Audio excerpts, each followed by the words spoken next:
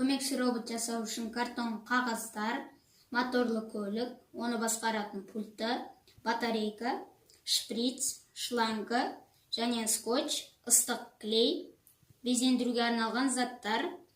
Осы заттар маған керек болады. Ал енді достар, көмекші роботымызды құрастырайық. Ең бірінші көмекші роботтың артқы жағын құрастырамыз. Оны құрастыру үшін ыстық клей жағамыз.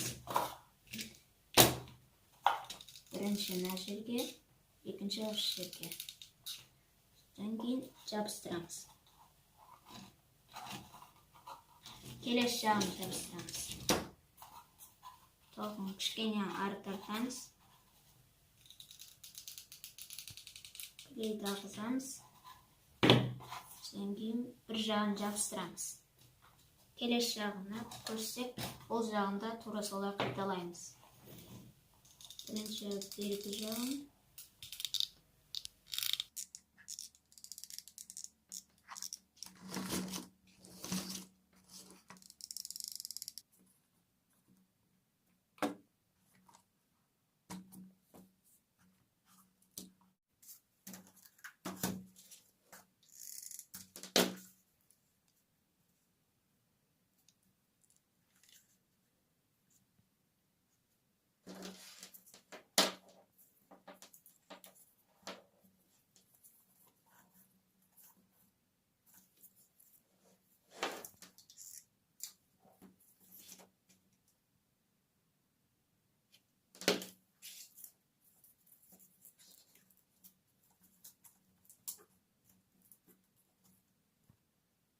Все. Надо быстрее.